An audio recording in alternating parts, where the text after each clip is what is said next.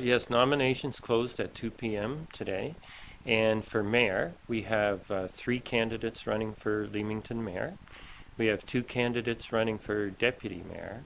And we have 17 running for the 5 council positions, which are elected at large throughout the municipality. Now that's more than last election. Well, for council, in the last election for council, the 5 council positions, we had 15 running. So we have 17 this time. Last time we had an election for mayor, we had 2 people running like we do this time. In the last election, the mayor's position was acclaimed, and we have 3 people running. So we have a full slate, and it should really be a good election this October. Now, it seems that a lot of the municipalities are finding that they're getting a lot of people running. Any idea why that might be? Well, first of all, I think it's good. I think the more people that run for council, the better, because it does help generate interest and it makes people more aware of the things the municipalities do.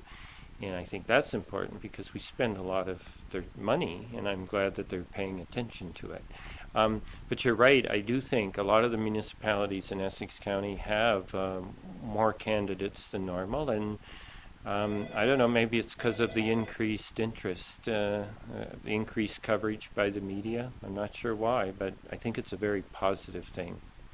And now everyone has to come in and make sure they're on the list before ballots go out, right? Yeah, we're asking everyone, if you're not sure whether you're on the electors list or not, you can give us a call, and we'll check for you, or stop in at the town hall and check to see if you're on the voters list.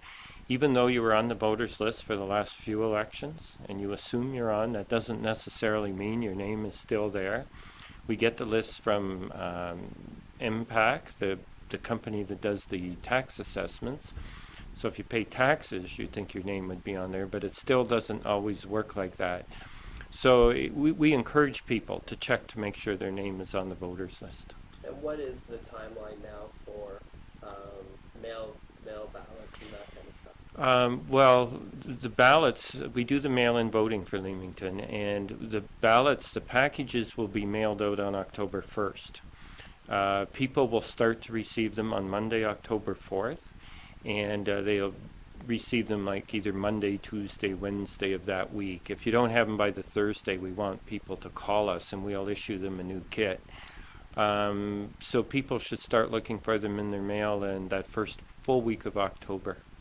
And there still will be some polls on the 25th. Well, there's no polls per se. What we recommend to people is if you haven't mailed your ballot by, I believe it's the 17th, we're suggesting you don't put it in the mail at that point. You bring them into the town hall.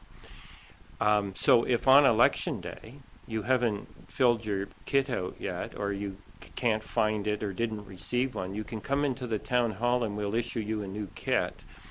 And you can take it somewhere and mark it and give it back to us. But there's no polls per se. There's no poll to go to. You can come into the town hall though if you haven't voted, if you haven't had a kit issued, and we'll give you a new one.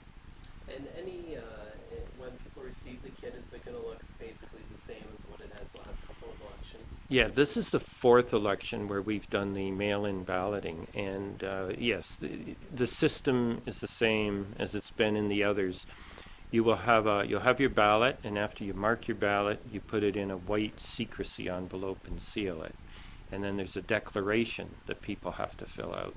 And they just confirming that they are the person that it says on the declaration form and that they have the right to vote. They just sign that, and then they take their secrecy envelope with the ballot in it and the declaration, those 2 things, and they put them in the yellow envelope that has the postage paid already, and they just drop it in the mailbox. And it comes to us. And by using mail-in balloting, we've really increased our voter turnout over the years. It was traditionally always at around 30%, but since we went to mail-in balloting, we usually get around a 50% or slightly over a 50% turnout, which for municipal elections across Ontario is actually quite high. And if people want to get more information on the candidates and that